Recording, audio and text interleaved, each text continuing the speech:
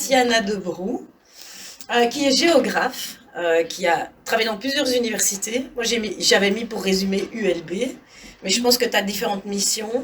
De 3, je suis passée à 2, donc j'enseigne essentiellement à la VUB, sur un master en études urbaines. Et puis, j'ai également un cours de géographie culturelle à l'ULB, donc là vous faites le lien avec ce dont je vais vous parler notamment aujourd'hui. Et je suis aussi rédactrice en chef d'une revue scientifique qui est basée à l'ULB maintenant, donc voilà. Mais les recherches dont je vous parle aujourd'hui sont essentiellement, enfin c'est du matériel qui date de ma thèse de doctorat que j'ai faite à l'ULB en géographie, mais qui traite bien sûr d'un sujet extrêmement artistique. Voilà. C'est ça qui a vraiment été intéressant en fait dans le cadre de cette exposition, parce qu'on a travaillé donc avec Tatiana qui est géographe et avec Laurence Brognier qui est, elle, romaniste.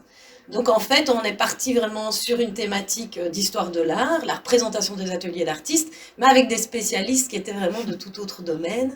Et donc ça, c'est vraiment aussi que pour un musée, c'est assez riche de pouvoir travailler évidemment avec des scientifiques de différentes disciplines pour finalement monter une exposition où les gens vont redécouvrir en tout cas des artistes belges, parce qu'on a sélectionné principalement des artistes belges, dont des petits maîtres qui sont moins connus. Et vous savez que c'est une des politiques, des grandes lignes, en tout cas de la politique culturelle du Musée Rops, c'est en effet de faire redécouvrir les petits maîtres du 19e siècle en Belgique et les petites maîtresses. Puisqu'on a, on a aussi quelques femmes peintres au sein de la sélection. Bonjour à toutes et tous, merci beaucoup d'être là aujourd'hui, d'être mon public pour cette conférence, où je vais donc vous parler de rapins et rupins. Alors peut-être pour commencer, est-ce que quelqu'un ici dans l'Assemblée a la moindre idée de ce que sont les rapins d'abord? Ou les rupins peut-être? Non? Ah? Regardez au dictionnaire. Vous avez regardé, parfait. Apprenti et l'autre un artiste. Alors, c'est vrai que apprenti, je l'ai vu aussi, mais ici je l'ai utilisé. Donc, rapin, c'est bien un mot d'argot ancien pour signifier les artistes. Donc, on va parler d'artistes. Et les rupins, ce sont les riches. Voilà, exactement. Et donc, mais apprenti, c'était là aussi sur le rapin, mais c'était pour le... Donc, on va parler d'artistes et on va parler de la bourgeoisie. Et vous allez comprendre pourquoi, enfin je l'espère à travers mon exposé, pour vous parler de ce que je connais le mieux finalement, c'est les questions de géographie. Donc où sont les choses, où sont les ateliers ou les domiciles d'artistes, avec qui ils cohabitent. Ça nous raconte des choses sur ce qu'était la société belge à l'époque qui nous intéresse, c'est-à-dire le tournant du 19e et du 20e siècle, mais aussi sur ce qu'étaient les artistes. Le 19e siècle a été un siècle passionnant du point de vue de l'histoire de l'art, comme d'autres siècles, mais moi celui-là il me tient particulièrement à cœur, parce qu'il voit aussi évoluer très très fort le statut du créateur. On ne l'appelle pas un créateur. Début du 19e siècle, les artistes sont encore plutôt assimilés à des artisans. Et donc, bien sûr, ils signent leurs tableaux, certains sont connus, et donc, mais globalement, on a un profil professionnel qui est plutôt celui-là. Et puis, au long du 19e siècle, et a fortiori surtout dans la deuxième moitié du siècle, leur statut va terriblement évoluer, associé à des évolutions de l'enseignement artistique, mais aussi des évolutions de la société en général. Et ce qui va se passer, c'est que les artistes vont gagner des jalons, d'une certaine manière, des galons, pardon, et passer d'un statut d'artisan à celui véritablement d'un artiste, d'un créateur, de quelqu'un qui est reconnu pour son unicité. Et donc, l'intérêt aussi que porte la société, mais donc les amateurs d'art, c'est globalement des gens instruits, donc venant soit de la noblesse, de la très haute bourgeoisie, ou de la bourgeoisie aussi, va aussi aller... de pair avec ce rapprochement social d'une certaine manière. Mais n'allons pas trop vite, je vous dis déjà plein de choses ici. Voilà, je suis sur cette fameuse carte, enfin les deux premières diapositives que je vais partager avec vous sont en fait des extraits de l'exposition. Je ne vais pas montrer beaucoup de peintures lors de cet exposé, mais on va montrer pas mal de cartes. Vous comprenez pourquoi. Et cette carte-ci, c'est une carte originale que j'ai faite pour l'expo. Dans ma thèse, elle n'existait pas parce que je n'avais pas trouvé les données. Ma thèse, elle portait sur une géographie des artistes plasticiens à Bruxelles de 1830 à aujourd'hui. Et donc, j'avais pas mal collecté énormément de données. Mais sur la Belgique, j'avais pas eu l'occasion de me poser la question, à commencer par le fait que je n'avais pas tellement de sources pour pouvoir réaliser une telle carte. Et puis, dans les années qui ont suivi, un jour, je suis tombée sur un annuaire qui comprenait le territoire de la Belgique entière, des annuaires qu'on appelle du commerce et de l'industrie, qui représentaient en fait toutes les fonctions commerçantes ou également les personnes de qualité, c'est-à-dire les rentiers se trouvent là-dedans aussi, donc sont omis les agriculteurs et les ouvriers, globalement. Mais sinon, toutes les activités commerciales, libérales, etc. sont représentées pour les grandes villes, et dans cette édition-là, commune par commune. C'est-à-dire que je puis pour les...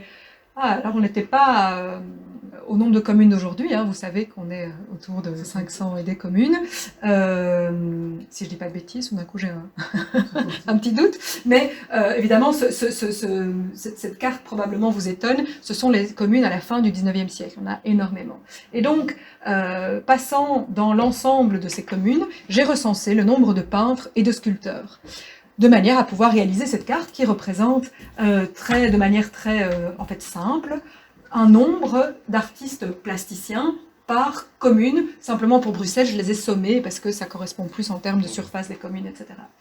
Donc, ce qu'on voit est assez marquant, je pense, c'est que les artistes vivent dans les villes. Ils sont domiciliés dans les villes, et je dirais même plus, dans les villes de plus de 30 000 habitants.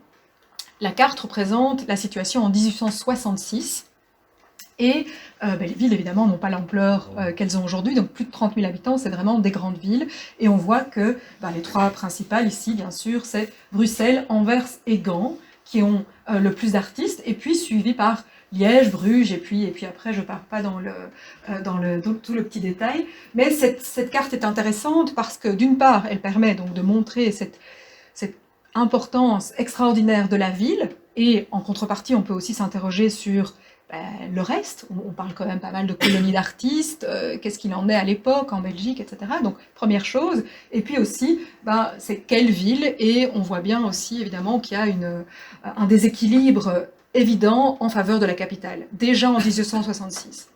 Il faut savoir, et ça vous le voyez un petit peu ici sur les citations que j'ai inclus, hein, qui traitent d'une comparaison plutôt entre Anvers et Bruxelles, donc les deux grandes villes du pays, c'est toujours les deux villes principales aujourd'hui en Belgique, et qui se chamaillaient un petit peu pour savoir quelle était la ville la plus importante au niveau artistique. Anvers faisant valoir bien sûr tout l'héritage des peintres flamands, l'académie aussi qui était plus ancienne et plus prestigieuse que celle de Bruxelles, et puis Bruxelles, petit à petit, en fait prenant de l'importance, attirant tous les artistes du pays, venant de Wallonie, venant de Flandre, et les Bruxellois bien sûr, et donc il y avait dans la presse des débats pour savoir pour quelles raisons aussi Bruxelles était la plus importante.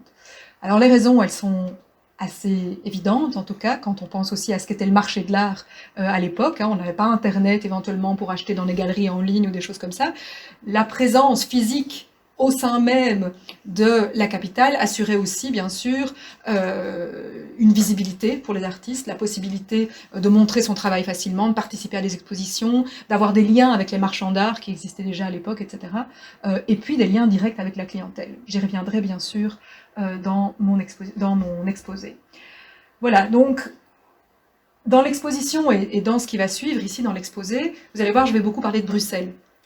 Dans les choix d'œuvres, on a fait attention à on a des œuvres qui viennent de Flandre, on a quelques œuvres qui viennent de Mons, de Liège, et donc on a aussi des représentations d'ateliers non bruxellois, mais je pense que, voilà, vous le comprenez en voyant cette carte-là, la majorité, enfin une grande partie, 46% des artistes de Belgique résidaient à Bruxelles à l'époque, ce qui explique aussi qu'ils représentaient leurs ateliers qui étaient à Bruxelles, etc. Et donc on a aujourd'hui un matériel archivistique beaucoup plus important sur la capitale. Il n'empêche, il y a bien sûr des choses à dire sur cette géographie. Et voyez ici quelque chose d'intéressant, on a Spa qui ressort.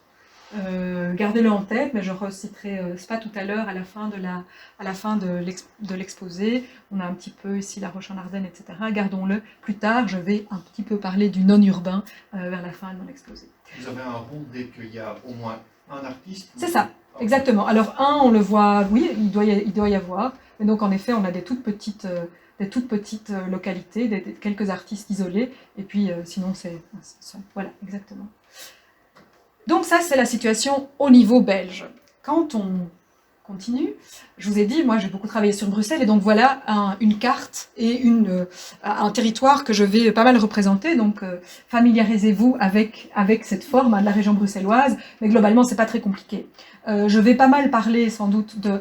on a le centre-ville, ce qu'on appelle le Pentagone. Aujourd'hui c'est les fameux tunnels bruxellois là, voilà, le Pentagone. Et puis on a différentes polarités artistiques et deux polarités extrêmement importantes qui sont développées l'une à partir des années 1840.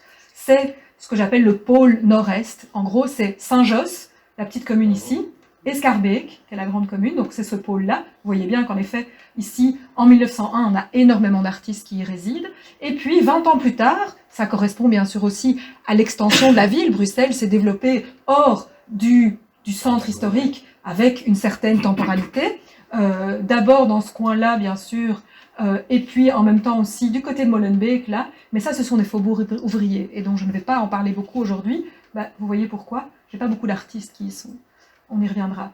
Mais donc, des faubourgs plutôt bourgeois qui s'édifient dès les années 1840 du côté du nord-est, et puis avec une vingtaine d'années de retard, l'édification des faubourgs sud-est, Ixelles en particulier, avec ici vous avez l'axe de l'avenue Louise, et puis Saint-Gilles-Attenant, vous voyez, on a en effet pas mal d'artistes qui y résident.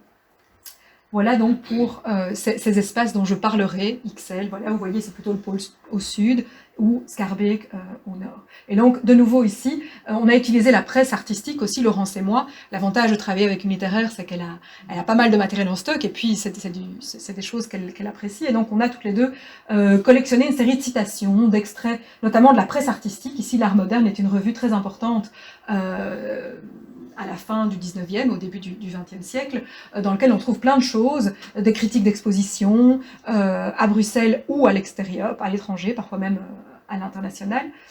Voilà, l'étranger, c'est ce que ça voulait dire. Mais donc, de cet art moderne, en parcourant, en cherchant un petit peu par mots-clés les communes ou les questions d'atelier, on est tombé sur ce genre de citations. C'est à se demander si à Schaerbeek, il y a des citoyens qui exercent d'autres professions que celle de barbouiller des toiles ou de pétrir de la glaise. Vous comprenez bien par là l'idée il y a énormément d'artistes dans cette commune.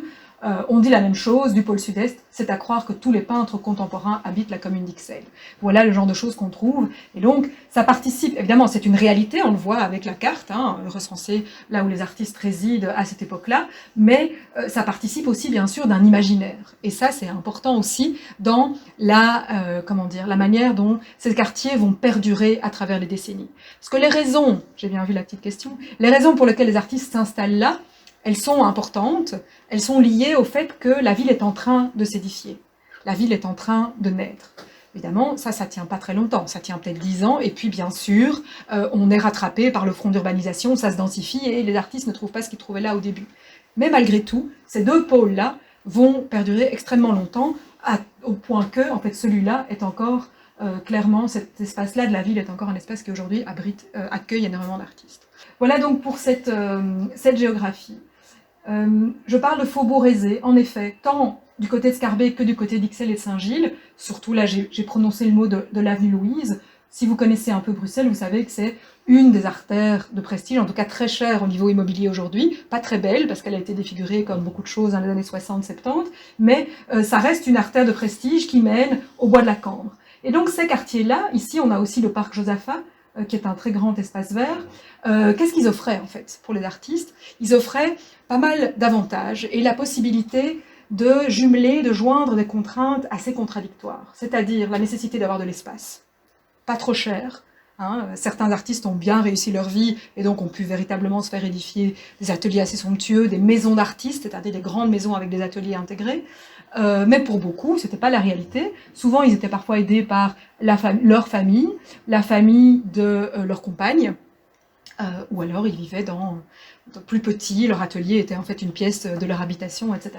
Mais il n'empêche que, voilà, il y avait cette ambition, cette nécessité d'avoir de l'espace, particulièrement pour les sculpteurs, évidemment, et puis un attrait aussi, et particulièrement évidemment à cette époque-là, à la fin du 19e siècle, pour la verdure, le plein air, la possibilité aussi d'être vite en dehors de la ville pour ceux qui sont attirés et représentent des paysages aussi. C'est vrai qu'en habitant dans les faubourgs sud de la ville notamment, on est extrêmement rapidement, enfin à pied, disons en une quarantaine de minutes, on arrive dans ces grands espaces-là, plutôt ceci, excusez-moi, qui est la forêt de Soigne, donc un très grand espace naturel au sud de la région.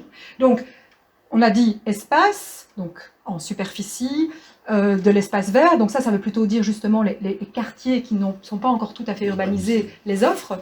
Il y a aussi moins de pression immobilière que dans le centre-ville, ça veut dire que les prix aussi sont moins élevés, mais en même temps, il y a la nécessité de rester pas trop loin du centre-ville, donc de se mettre dans ces faubourgs qui jouxtent le tissu continu du centre-ville, parce que de là, on sera évidemment toujours à pied, rapidement au centre-ville, où on va rencontrer ses amis dans les cafés, où on va discuter avec les marchands d'art, où on va aussi pouvoir aller à l'opéra, au théâtre, mener une vie culturelle telle que cela se pratiquait, et ça se pratique toujours aujourd'hui. Donc le rapport au centre-ville, et puis aussi le rapport aux clients. Je le disais, c'est pour ça que je vous parle aujourd'hui de Rapin et de Rupin. Ça définit la géographie à l'époque, parce que cette proximité spatiale est contrainte d'une certaine manière par l'état du marché de l'art. On n'est pas encore dans un marché de l'art qui fonctionne à travers des galeries, des intermédiaires entre artistes et clients, avec des galeries qui ont pignon sur rue, qui se dédient à cette activité. Fin 19e siècle, à Bruxelles, on a déjà, bien sûr, des marchands d'art. Généralement, ils sont aussi antiquaires, ou alors ils sont libraires, mais en même temps, ils vendent de l'art. Donc, il y a peu de commerce spécialisé, et on n'est pas encore dans un marché moderne de l'art tel qu'il existe déjà à Londres ou à Paris. À Bruxelles, ça arrive un peu plus tard, et on estime par exemple que la première galerie d'art telle que on l'entend aujourd'hui, elle ouvre en 1912, c'est la galerie Giroud. Et donc là, on est avant ça, et donc en l'absence de ces structures intermédiaires, il existe bien des marchands, mais il existe aussi des grands salons de peinture dans lesquels on peut voir des œuvres et dans les catalogues trouver l'adresse de l'artiste et aller le visiter, mais il est aussi très intéressant de pouvoir se rencontrer plus au quotidien, et donc habiter à proximité de la clientèle, avoir son atelier pas très loin et ouvrir son atelier pour des visites pour que justement la clientèle puisse venir voir ce que l'on peint dans des bonnes conditions, pas dans ces grands salons, c'est fondamental. Et c'est ce qui se passe à la fin du 19e siècle, les ateliers ont cessé, en tout cas pour la plupart, d'être des lieux perçus comme des lieux de débauche, ou bien sûr la famille bourgeoise n'irait jamais sans canailler. Les ateliers deviennent des espaces mondains, des espaces de représentation pour les artistes, ils accueillent chez eux, et des espaces aussi où l'on aime venir en tant que bourgeois pour en apprendre plus sur l'art, éventuellement passer des commandes, acheter des choses, et puis voilà, former son goût, ce qui est très important aussi pour la bourgeoisie de l'époque, bourgeoisie qui est en évolution constante, c'est le siècle bien sûr de la révolution industrielle, et donc les villes croissent de ce fait-là, les ouvriers, mais aussi bien sûr toute une série d'autres professions et de la bourgeoisie de manière générale qui augmente en nombre, et qui génère aussi une demande plus importante pour les artistes. Donc on a vraiment, avec la croissance des villes, une croissance du nombre d'artistes, les académies enregistrent beaucoup d'inscriptions, et puis il y a aussi les autodidactes, etc. Mais donc on a tout ce phénomène qui va de pair, en fait, avec plus d'argent pour l'art, plus de gens qui sont intéressés, qui vont aussi faire appel aux artistes pour décorer leur intérieur, etc. Ben, ça veut dire qu'il y a plus de possibilités pour les jeunes artistes de se lancer dans cette voie. Et donc c'est pour ça que je passe du temps sur ces cartes-là, parce qu'elles sont fondamentales pour expliquer notamment ce que vous allez voir dans l'exposition en termes de paysage. Je vous ai dit, quand les artistes s'installent, que ce soit à Scarbeck, que ce soit à Saint-Gilles ou Ixelles, eh bien les quartiers ne sont pas encore tout à fait édifiés. On est dans des sortes d'espaces un peu intermédiaires entre la ville et la campagne. Ça se voit très fort ici. On est à Scarbeck, tout près de la rue Rogier. Ça, c'est des maisons typiques de Bruxelles de la fin du 19e siècle. Hein. Si vous connaissez un peu la ville, ça ne vous paraîtra pas étrange. Et puis à la fois, on a vraiment encore des activités agricoles qui coexistent de manière extrêmement rapprochée. La même chose ici, on est à Saint-Gilles, c'est même pas une rue, on a un chemin de terre avec un atelier, cette toile est représentée ici à l'étage, un atelier donc de Jeff Lambeau, un sculpteur célèbre de la commune, mais le reste, on a des appentis, on peut imaginer aussi que ça c'est peut-être un tas de fumier, enfin on est aussi dans ce genre d'espace mi-rural, mi-urbain, et qui correspond donc à ces quartiers au début, donc dans les années 1840, 50, 60 pour le pôle Nord, dans les années 1860, 70, 80, et puis voilà, la ville continue de s'accroître. Il n'empêche, les artistes s'y sont installés, des ateliers existent qu'on peut reprendre. Il y a aussi des lieux de sociabilité, des cafés littéraires, des cafés artistiques. Il il y a le réseau, les écoles d'art s'installent là aussi, donnant du travail à certains artistes et puis formant aussi des nouveaux, des jeunes artistes qui en fait fréquentent ces quartiers pendant quelques années et puis souvent s'y installent. Et donc vous voyez que ces concentrations vont continuer à perdurer, même si les conditions initiales, eh bien, pendant, je veux dire, 20 ans plus tard, ces espaces, bien sûr, ne ressemblent pas à ça. C'est une ville telle que les quartiers qu'on peut voir aujourd'hui, les voitures en moins, à Bruxelles. Voilà, alors quand on continue à zoomer, je vous ai montré la Belgique, je vous ai montré Bruxelles, et puis en fait, si on va encore un tout petit peu plus loin, et qu'on regarde vraiment rue par rue quasiment, ici c'est assez intéressant, je ne vais pas passer trop de temps là-dessus, mais on remarque qu'il y a vraiment des alignements, des rues préférées. Alors c'est pas toujours le cas, il y en a qui sont ailleurs, etc. Mais on voit que dans certaines rues, on a ces artistes qui se mettent, préférentiellement d'ailleurs d'un côté ou de l'autre, et qui correspondent à des rues avec, grosso modo, une orientation au nord. Ça correspond bien sûr aussi à cet imaginaire de l'atelier d'artiste qu'on représente dans l'exposition, de la grande verrière ou de la fenêtre orientée du côté nord, parce que du côté nord, on sait bien, le soleil ne donne jamais. Il se lève à l'est, il passe au sud, il se couche à l'ouest. Ça veut dire que si votre fenêtre donne au nord exactement, en fait, il n'y a jamais de lumière directe du soleil. Ça donne une lumière froide et stable, ce qui est très bien pour les peintres en particulier. Alors ici, vous voyez, on n'est pas exactement vers le nord, mais parfois c'est d'autres. Ici, on est globalement, voilà, on pointe vers le nord-est, mais la présence d'un chemin de fer diminue les prix de l'immobilier, d'une part, et puis aussi permet qu'on n'ait jamais rien qui soit construit en face. Donc ça explique pourquoi dans cette petite rue d'Ixelles, on est juste à côté du quartier européen. Tout ça, c'est le quartier européen aujourd'hui, la gare du Luxembourg. Pourquoi dans cette rue d'Ixelles, il y avait autant d'artistes? Pendant des décennies, il y a eu beaucoup d'artistes et d'ateliers qui s'y trouvaient. C'est parce que, voilà, on était un peu en marge de ces quartiers bourgeois où les contraintes contradictoires dont je vous ai parlé tout à l'heure pouvaient être rencontrées. Maintenant, vous voyez que voilà, cette géographie, ça va très très loin. Quand on regarde en détail, on a des facteurs explicatifs qui sont liés bien sûr à la nature de la profession des artistes. Et ils habitaient dans leur atelier ou pas? Alors ça, c'est une très bonne question parce que, évidemment, moi quand j'ai cherché les données, au début, je cherchais des données sur les ateliers. Elles sont difficiles à trouver parce qu'en fait, dans les catalogues d'exposition et puis dans les annuaires, on donne les adresses résidentielles. Maintenant, de correspondance, de biographie, à différentes époques, il ressort que, en fait, la plupart des artistes habitent, si pas là où est leur atelier, à 200 mètres, à 500 mètres, à des distances piétonnes à l'époque. Et aujourd'hui, toujours, les données contemporaines, certains ont l'occasion, ont la chance d'avoir 2 lieux, mais globalement, je dirais qu'à 70%, les artistes, en fait, travaillent chez eux. Donc, cette géographie correspond aussi à la géographie des ateliers, mais de facto, c'est une géographie résidentielle des artistes, du fait des sources qui ont dû être employées. Alors, je me suis amusée aussi à se dire, en fait, c'est quoi ces quartiers où habitent les artistes? Voilà de nouveau une sorte de petit inventaire.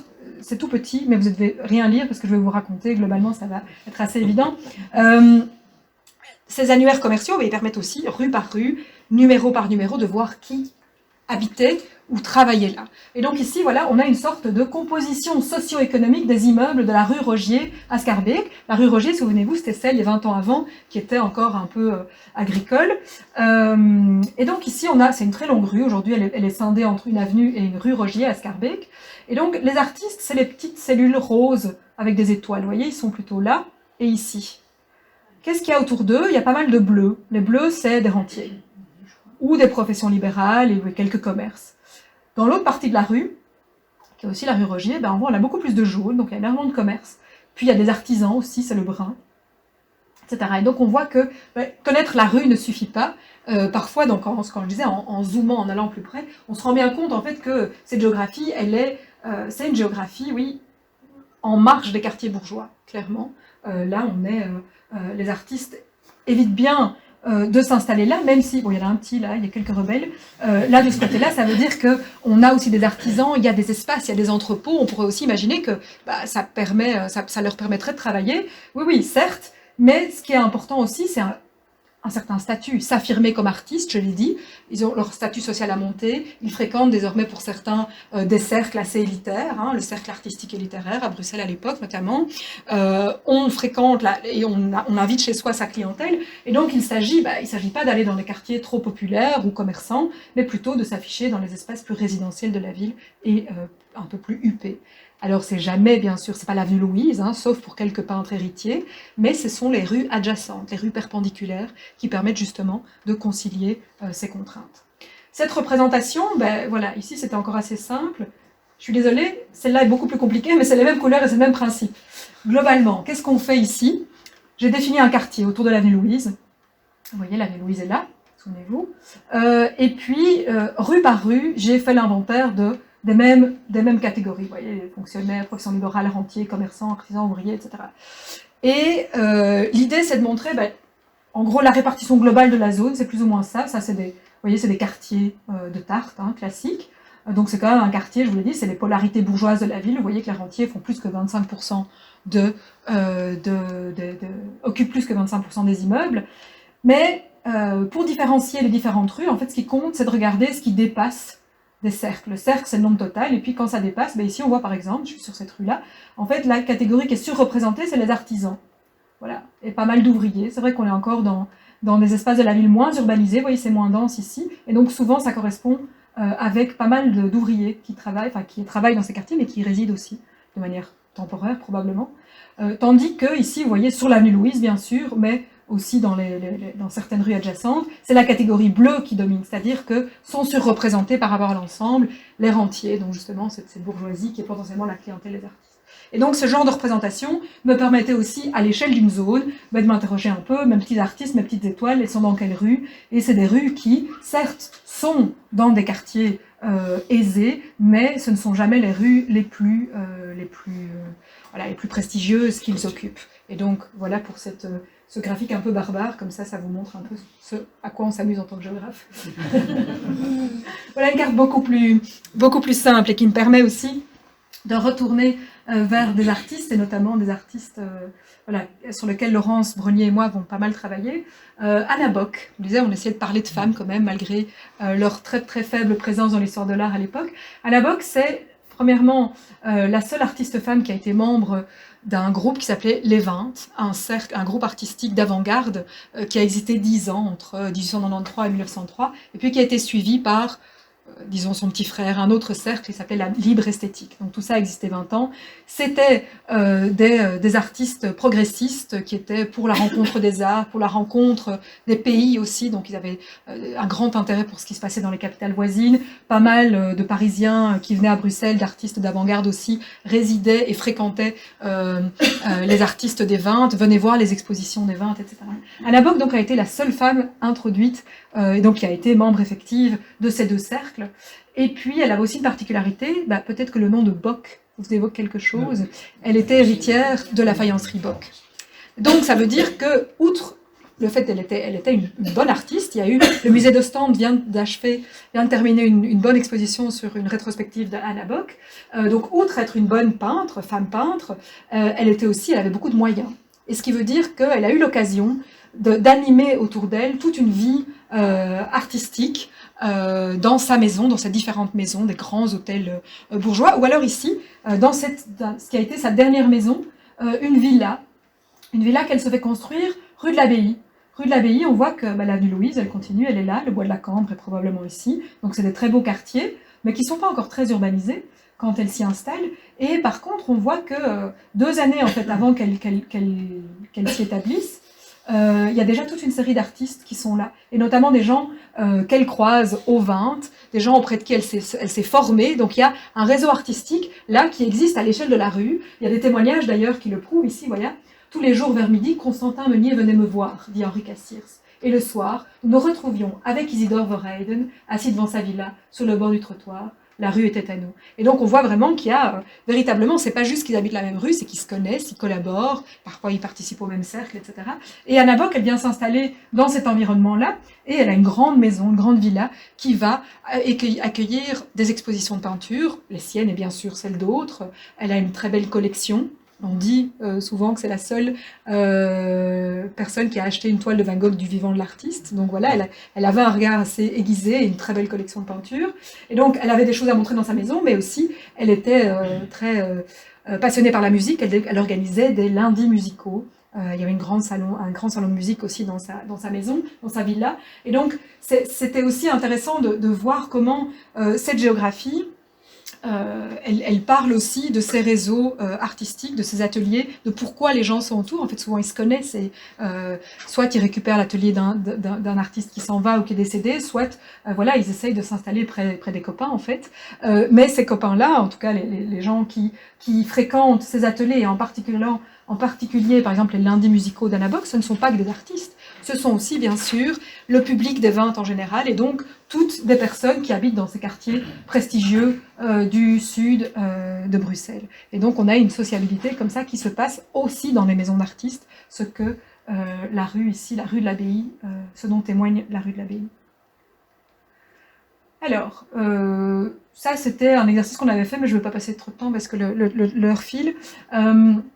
On s'était interrogé, Laurence et moi, sur des sortes de géographie, de quel était l'espace de ce groupe des 20. Donc en dehors d'Anna Bock, hein, qu'on retrouve, elle est toujours ici sur voilà, sa maison est représentée ici. On s'était dit, tiens, les salons ont lieu au centre-ville, mais cette sociabilité, on sait qu'elle a lieu parfois chez des particuliers, parfois chez des artistes, qu'il y a des libraires aussi qui sont très importants dans cette sociabilité des 20. Et donc globalement, c'est ça qu'on s'était amusé à faire, récolter toutes des adresses, localiser le salon au centre-ville, tous les lieux de consommation, donc justement ces libraires, ces marchands d'art, etc., qui souvent présentent leur publicité dans les annonces du salon des 20, ou dans l'art moderne, qui est évidemment un fort partisan de ce groupe artistique des 20 et de la libre esthétique, et puis des maisons privées qui accueillent des salons ou des activités. Ça, c'était les lieux de résidence des abonnés, parce que ça nous intéressait aussi, et puis des artistes qui exposent d'abord dans la première moitié les 20 et puis la libre esthétique. Bref, ces géographies enchâssées, d'une certaine manière, nous renseignent vraiment sur, ça confirme en effet une sorte de polarité est et sud-est essentiellement, qui est celle, bien sûr, dont je vous parle depuis un quart d'heure maintenant, de ces fameux quartiers bourgeois à Bruxelles, où coexistent donc Rapin et Rupin. Et puis, cette coexistence, ces rapprochements, enfin, je dis c'est une coexistence, parfois ça va plus loin, c'est des vraies amitiés qui se forment, ou des relations de mécénat, donc une protection de certains artistes par des personnes nanties. Un exemple ici assez intéressant, c'est la très grande maison d'Henri Van Cutsem, qui est justement localisée maintenant avenue des Arts, sur cette petite ceinture, vous voyez, ces boulevards bruxellois. Et donc, au début, c'était une maison, puis il en a ajouté une deuxième, donc très grande. Henri Van Cutsem, grand amateur d'art, il a une belle collection chez lui, il organise aussi des événements. D'ailleurs, il va devoir faire transformer sa maison, parce qu'il n'y a pas assez de place, il imagine une galerie avec pas mal de lumière pour exposer. Et donc, il va demander au tout jeune Victor Horta, architecte art nouveau bien connu à Bruxelles, de travailler l'arrière de la maison, on va le voir dans un instant. Donc là, on est sur une rue, mais il faut imaginer bien sûr qu'à l'arrière, il y a une seconde rue, la maison traverse, et donc Victor Horta redessine l'arrière avec cette verrière, tout ce qu'on peut imaginer là, et puis l'aménagement intérieur aussi par ailleurs. Aujourd'hui, cette maison-là, elle existe toujours, elle est toujours un peu dans son jus, donc c'est très chouette à visiter, c'est le musée Charlier. Charlier, quel Charlier? Guillaume Charlier, qui est un artiste, un sculpteur, qui était en fait un ami, et protégé d'Henri Van Cutsem. Et donc, il a été légataire d'ailleurs d'Henri Van Cutsem à son décès. Et c'est Charlier qui, lui, en accord avec la commune de Saint-Josse, a fait en sorte que la maison devienne un musée à son décès. Et donc, en 1928, la commune a transformé la maison en musée. On peut toujours la visiter aujourd'hui. C'est fort intéressant pour justement avoir cette sorte de bouffée du 19e et du début du 20e siècle. Pourquoi cette maison est intéressante? D'une part parce que, je vous le dis, Henri Van Cutsem est un mécène averti, et notamment par rapport à la carrière de Guillaume Charlier, mais à l'arrière, donc je vous ai dit, on a ici à l'arrière, il faut imaginer l'avenue des Arts, l'arrière de la maison, ce qu'a fait Horta, c'est ceci, on ne le voit pas bien ici, mais pourquoi on ne le voit pas bien? Ce qui m'intéressait, c'était de vous montrer cette rue qui s'appelle la rue de la Charité, et hop, on traverse en diagonale, et on tombe sur ceci. D'ailleurs, ça s'appelle le bateau Lavoir, là, peut-être que ça vous évoque quelque chose par rapport aux cités d'artistes de Paris. Qu'est-ce que c'est, cette façade-là, juste en face? Ce sont les ateliers Momène. Voilà, je vois que certains de vous opinent. C'est évidemment un lieu assez emblématique de cette période-là, et le seul exemple de cité d'artistes à Bruxelles. En tout cas, longtemps le seul exemple. Il y en a une autre qui a vu le jour dans les années en 2010, donc c'est tout à fait une autre histoire, c'est tout à fait récent. Mais les ateliers Momène, c'est-à-dire de mémoire, je ne sais plus si c'est une vingtaine ou une trentaine d'ateliers logements pour artistes existent toujours aujourd'hui, appartiennent à la commune de Saint-Josse et donc font l'objet toujours de...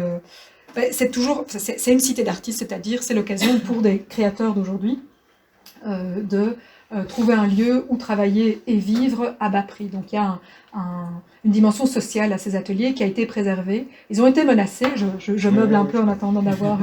ils ont été menacés il y a une trentaine, vingtaine d'années, ça a duré très longtemps, le combat pour le sauvegarde, parce que ils étaient bien sûr en décrépitude, il y avait toutes des questions simplement sanitaires. Oui, les artistes vivent là, mais c'est pas fait vraiment pour être des logements, et donc il a fallu installer, après, une fois que la bataille a été gagnée, des blocs sanitaires modernes, etc.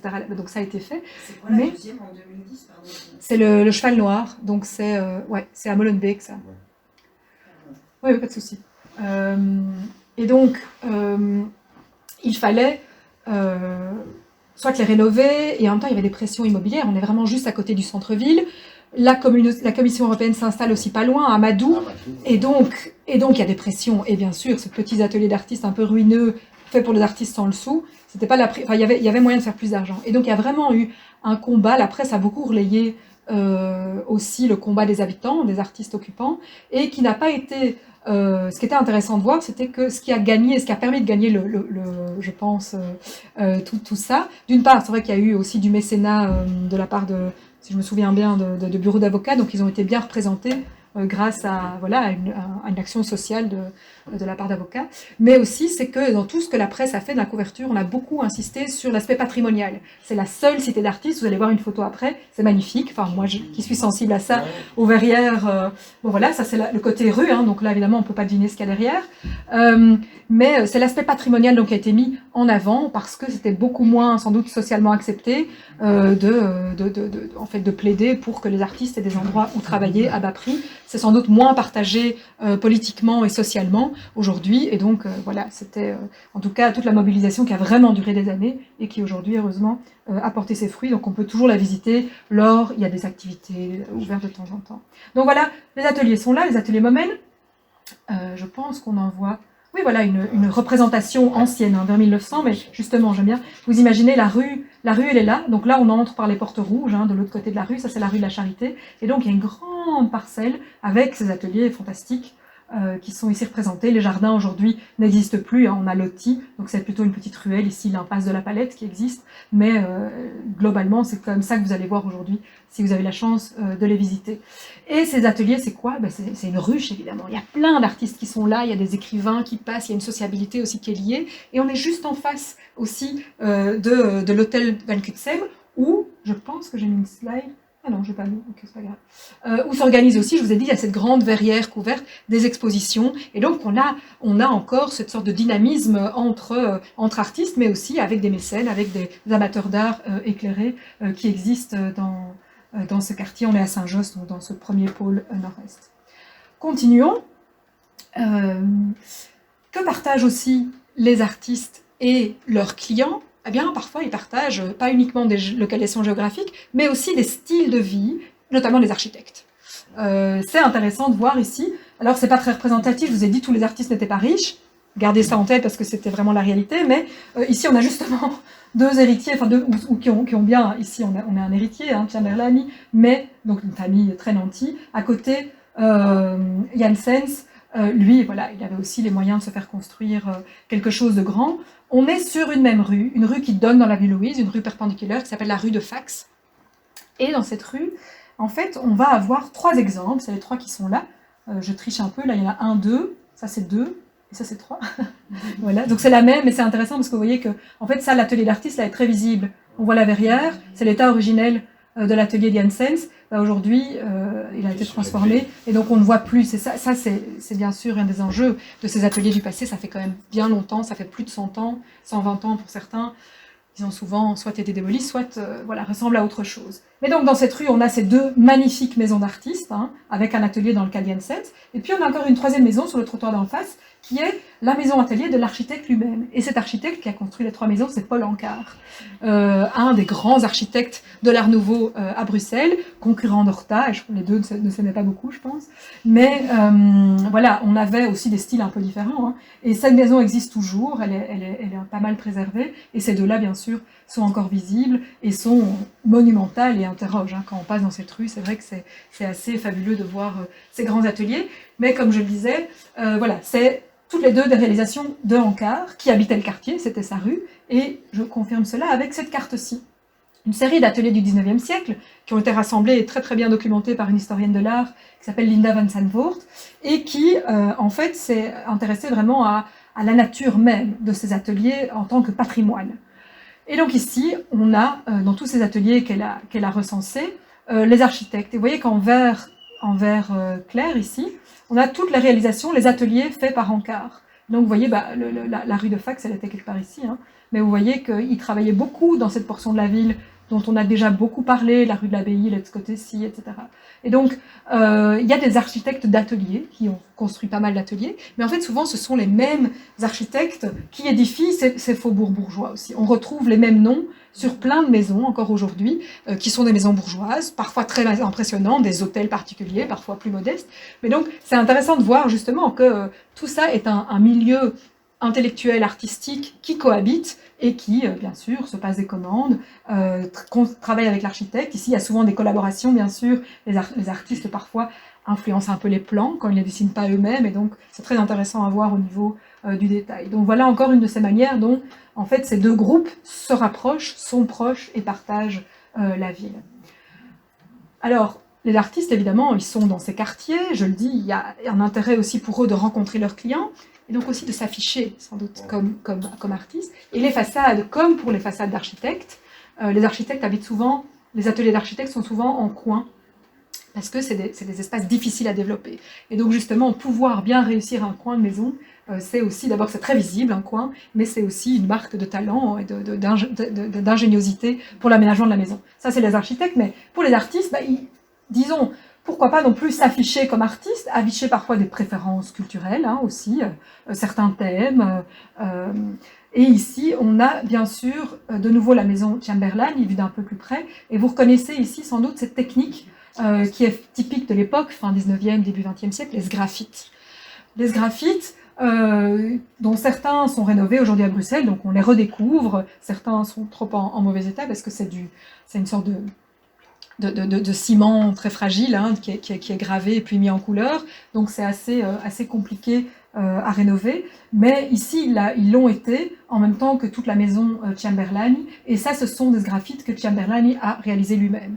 Donc voilà, il montre son talent à la face du monde. Il a d'abord une maison extrêmement large avec des baies très originales hein, qu'a fait Ancar, mais en plus de ça, voilà, il montre son talent sur sa façade. Un autre artiste ici, mais là c'est une collaboration, on a une maison à Schaerbeek de Alfred Reutings, voilà, un autre artiste, et qui a demandé à un ami, Priva Livemont, de lui réaliser un sgraffite sur la façade. Il est tout dans la couleur pastel, il est assez beau aussi, rue Vogler à Schaerbeek. Et donc c'est évidemment typique de l'architecture de ce temps-là, hein. Ces quartiers dont je vous parle depuis tout à l'heure, évidemment, vont présenter beaucoup de sgraffites, parce que ça fait partie des éléments de décoration classiques de l'époque, mais ils sont particulièrement intéressants aussi quand on s'intéresse aux ateliers, parce que d'une part, parfois, ça marque la présence d'un atelier, parfois aussi ça montre directement le travail de l'artiste, et les artistes interviennent, parfois les sgraffiteurs interviennent aussi sur les façades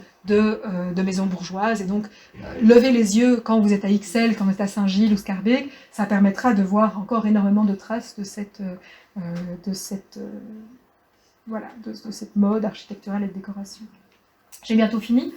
Je vous l'ai dit, il y a un intérêt bien sûr à se fréquenter, la bourgeoisie, les clients viennent dans les ateliers, et qu'est-ce qu'ils voient? Ils voient les tableaux, mais ils voient aussi bien sûr l'atelier tel qu'on vous le représente ici dans l'exposition, un bric-à-brac d'objets, des fardes débordantes d'esquisses, plein d'objets qui ont soit lieu vraiment à la peinture, mais aussi plein d'autres choses. Des vases japonais, des ombrelles, des peaux de bêtes, des objets orientalisants. Et donc on a en fait toute une sorte d'imaginaire de l'atelier qui va se construire à travers bien la visite elle-même. Hein, quand on rentre dans les ateliers, on voit ça à quoi ça ressemble, à travers les représentations que les artistes en font, comme faire ce que vous découvrez ici dans l'exposition, et aussi à travers la presse qui documente, hein, la fin 19e, la photographie bien sûr est bien développée, et on a dans des magazines féminins, dans des magazines d'architecture, des reportages dans les ateliers d'artistes, qui sont une source fabuleuse aujourd'hui pour savoir un peu à quoi ça ressemblait. Dans l'exposition, il y a un écran qui tourne avec quelques images d'ailleurs de cette presse, où les artistes se mettent souvent en scène eux-mêmes, hein, posent en belle redingote dans leur atelier. Probablement, quand ils peignent réellement, ils ne sont pas en redingote, mais bon, voilà. Il y a cette image de la représentation, d'un sérieux, de l'artiste établi, etc. Mais donc, en visitant ces ateliers deviennent aussi d'une certaine manière un modèle d'aménagement intérieur. Et il y a un historien français, Manuel Charpy, qui a écrit des choses assez fantastiques sur la culture matérielle bourgeoise à cette période-là. Et il va montrer comment justement les ateliers sont aussi un lieu d'inspiration très très fort, comment tout un commerce se développe aussi pour que les bourgeois puissent aussi avoir leurs objets d'atelier. D'une part, il y a des ventes d'ateliers qui sont raflées par des antiquaires pour les revendre aux bourgeois, donc ça, c'est une chose qui existe. Et puis aussi, il y a de la contrefaçon. Donc, il y a des bahuts, lui explique dans le cas de Paris, des bahuts qui sont construits à Paris, tout à fait de manière contemporaine, qui sont envoyés à la campagne pour être un peu sérusés et vieillis, et qui reviennent comme grosse antiquité pour les bourgeois qui ont acquis ce goût de l'antiquaille et du bric-à-brac, notamment dans les ateliers d'artistes. Donc, on a des citations ici, je ne vais pas les lire parce que le temps presse, mais justement d'ateliers d'artistes qui se présentent, voilà, un home familial aussi aimable qu'élégant. Et donc c'est clairement des modèles pour les visiteurs aussi. Ici, voilà justement ce que je viens de vous raconter. Ça devient des arguments immobiliers aussi, hein, comme le loft aujourd'hui, enfin depuis 20 ans en est un. Ici, une belle et spacieuse maison de rentier avec atelier d'artiste peintre. Je ne sais pas si à la base elle était directement une maison d'artiste qui est vendue comme une maison de rentier avec l'atelier qui est rénové. Je pense plutôt que c'était véritablement une maison bourgeoise qui a inclus dans ses plans un atelier parce que c'était à la mode d'en avoir. On pouvait avoir peut-être un des membres de la famille qui peignait, et donc avoir un atelier, c'était aussi pas mal. Et donc ça, il y en a plein. La presse artistique de l'époque regorge de ce genre d'annonces, et c'est très intéressant aussi. Parfois, il y a des inventaires aussi, on sait un petit peu ce qu'il y avait. Et puis, ici, vous voyez une toile de Stevens qui montre le nouveau bibelot, typiquement ce genre d'objet qu'on pouvait retrouver dans les ateliers. On le retrouve d'ailleurs dans plusieurs de ces toiles. Et une jeune femme, voilà, est-elle de la famille, on ne sait pas qui elle est, mais qui regarde ce bibelot, et ça va participer aussi à faire rayonner ce genre de mode pour des objets dans les tableaux. Je parlais de la presse illustrée, et bien sûr le tableau, ce qu'on voit en exposition, fait écho aussi aux ateliers à travers leur sujet même. Donc ça, c'est la carte de 1901, c'est juste une autre représentation, mais vous voyez, je ne vous ai pas menti, hein, quand on somme par quartier le nombre d'artistes, c'est toujours bien les deux pôles qui ressortaient, et en plus, les couleurs, plus c'est foncé, plus proportionnellement il y a d'artistes par rapport à la population. Donc c'est toujours bien le pôle nord-est et sud-est. Alors là, on est en 1939, donc on est quelques décennies plus tard. Vous voyez que la ville, l'espace gris, là, c'est l'espace de bâti continu. Bien sûr, la ville a grandi. Et les artistes, qu'est-ce qui se passe? Ça se dilue un peu, ces deux pôles. Et notamment, ça suit aussi cette urbanisation et ces nouveaux espaces mi-urbains, mi-ruraux qui existent. Là, évidemment, c'est un point un peu clé. On est juste avant la Seconde Guerre mondiale. Le marché moderne et vraiment toute la géographie artistique va être complètement rebattue après la Seconde Guerre mondiale, du fait de l'existence des marchands, la périurbanisation, aussi les Bruxellois nantis qui vont sortir de la ville pour aller habiter en périphérie. Les artistes ne vont pas les suivre sur le coup. Il n'y a plus besoin d'avoir cette proximité. Mais bon, ça, ce sera pour un autre jour. Ici, c'est toujours le cas. Oui, c'est une autre période quand même. Ici, c'est toujours le cas. La proximité dans l'entre-deux-guerres, je veux dire, et ça, c'est la situation finale, je veux dire, cette proximité compte toujours. Et donc, on la trouve, bien sûr, toujours dans ces quartiers, mais ils sont extrêmement denses.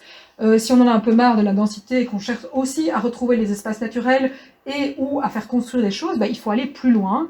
Ça tombe bien aussi, c'est une époque où les transports aussi se sont développés. Il y a pas mal de trams déjà à Bruxelles. Pour les plus nantis, les automobiles bien sûr en 39, et donc on peut habiter plus loin, mais continuer à aller facilement au centre-ville ou ailleurs dans la ville. C'est aussi une époque, je disais, ceux qui aiment les verts et qui cherchent un petit peu les espaces naturels. En fait, dès les dernières décennies du 19e, mais ça a continué aussi au début du 20e siècle, donc de là à arriver à la situation des années 30, on a des artistes en dehors des villes. Je vous ai dit, j'allais revenir avec Spa notamment, Spa qui est un de ces exemples de villes qui a pu fixer des artistes à demeure, mais d'autres localités wallonnes ou de la côte ont hébergé des artistes de passage qui allaient passer une saison, la belle saison, repeindre des paysages, et puis qui revenaient avec tout ça pour terminer leur atelier à Bruxelles ou dans les villes, et les exposer bien sûr à l'automne au grand salon. Mais voilà, ça fait partie aussi de cette géographie artistique et de ce mouvement aussi de cette artiste et bourgeoisie en dehors de la ville, donc à la fois au niveau de la ville qui s'étend, et donc la nécessité d'aller dans les faubourgs un peu plus éloignés, ou alors d'aller carrément s'installer en colonie au bord de l'eau. Ici, bien sûr, dans la région, on a la colonie d'Anserem qui est célèbre, mais il y en a toute une série. Ici, c'est une carte, bon voilà, je vais passer rapidement dessus, mais d'une historienne de l'art qui s'était intéressée à toutes ces colonies. En Belgique, elle ne montre que la Telle Saint-Martin et Tervuren, près de Bruxelles. Il y en a bien sûr d'autres qui mériteraient d'y figurer, je citais Anserem notamment, mais il n'empêche, par rapport aux artistes bruxellois, en fait, ils étaient assez casaniers, visiblement. Ils avaient plein de choses à Bruxelles, le bois n'est pas loin aussi, et un historien de l'art ici, qui a travaillé sur cela en particulier, dit « N'ayant l'âme ni aussi revendicative que les expressionnistes allemands, ni aussi rustique que les expressionnistes de Latem, ils ont l'âme plutôt faubourienne, c'est-à-dire qu'ils recherchaient à la fois les commodités de la ville et le calme de la campagne. » Et donc, il y a toute une série, voilà, les peintres de la Forêt-de-Soigne, d'artistes qui ont habité dans la périphérie bruxelloise pour cette raison-là. Mais aussi, en effet, de manière temporaire, sortir à la campagne, profiter des trains pour aller peindre au paysage. Voilà, je vous ai déjà parlé de ça, c'est des réseaux en commun, mais les transports en commun, etc. Vous voyez qu'il y a quand même pas mal de bidules, c'est possible de circuler, mais je passe pour vous montrer ce à quoi ressemblaient certaines de ces maisons d'artistes à l'époque. Donc vous voyez là, les styles architecturaux varient, de toute façon c'est toujours très très diversifié à Bruxelles. On a donc dans les faubourgs est pour Oderghem, ou sud et Woluwe-Saint-Lambert, ou alors sud pour Uccle, voilà 3 maisons d'artistes qui sont vraiment situées le long de chaussées, qui filent vers la campagne à l'époque, et qui sont souvent dans les archives d'artistes. On voit le début de promenades pour aller ensemble en forêt. Voilà encore quelques vues d'Uccle à l'époque. Vous voyez, je vous ai dit, c'est encore semi-rural, mais en même temps avec une présence clairement de public nanti, et donc qui vont continuer à jouer ce rôle par rapport aux artistes. Donc il y a à la fois des vieilles fermes, des chemins creux, des villas, et puis carrément des châteaux aussi, ou des petits centres villageois, des petits bourgs qui vont aujourd'hui faire partie de cette commune d'Uccle. Les artistes qui s'installent vont y retrouver la nature, mais aussi bien sûr toujours leur rapport à la clientèle et à une sociabilité qui est parfois singulière. Ici, on a un exemple d'un cercle d'art qui a vu le jour dans l'entre-deux-guerres à Uccle, donc qui mélangeait des industriels, des médecins, des hommes d'État et des artistes, ou alors ici, une comtesse qui organise un palais de la charité dans lequel on a un théâtre de verdure, on a des salles d'exposition, donc des privés. Encore ce rôle entre rapin et rupin. Il y a parfois donc des gens fortunés qui vont carrément mettre à disposition des artistes des espaces pour organiser des expositions et aussi faire parler d'eux par la même occasion, vu que ici c'est un extrait de nouveau d'une presse, l'illustré, c'est aussi bien vu, on se fait aussi pas mal on se crée pas mal de visibilité en faisant ce genre d'événement. Et voilà la fin. La fin, c'est que reste-t-il de ces ateliers? Les quartiers aujourd'hui sont des quartiers, je vous dis, qui hébergent notamment ici encore pas mal d'artistes, même si probablement qui sont moins nombreux à travailler. Ceux qui ont besoin de grands espaces, en fait aujourd'hui, vont plutôt investir des ateliers dans des anciennes fabriques, etc., qui sont de côté d'Anderlecht ou de Molenbeek. Mais il n'empêche que souvent ils ne résident pas là. Ça, c'est quelque chose d'intéressant dans les recherches pour aller jusqu'à aujourd'hui. L'importance notamment psychologiques de ces quartiers d'artistes, hein, d'Ixelles, Saint-Gilles ou Scarbeck au nord, perdurent toujours aujourd'hui.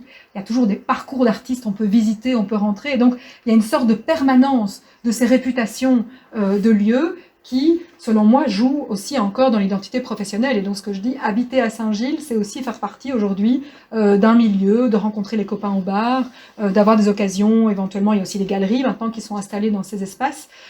Et donc, même si de facto, là on loue tout petit, mais ça permet d'avoir un pied à terre, on a un atelier qui est en dehors, là où on peut se le permettre. Et donc, beaucoup de ces ateliers, voici de nouveau l'inventaire qu'avait fait Linda Van Zandvoort. Vous voyez les boules rouges ou jaunes, c'est quand les ateliers ont été démolis ou complètement défigurés, enfin n'existent plus tels qu'en tant qu'atelier, ou alors s'ils ont été transformés. Vous voyez que beaucoup ont malheureusement péri. C'est la situation en 1996, donc ça date déjà, ça fait presque 30 ans. Aujourd'hui, je pense que malheureusement la carte serait beaucoup plus rouge, ou en tout cas orange.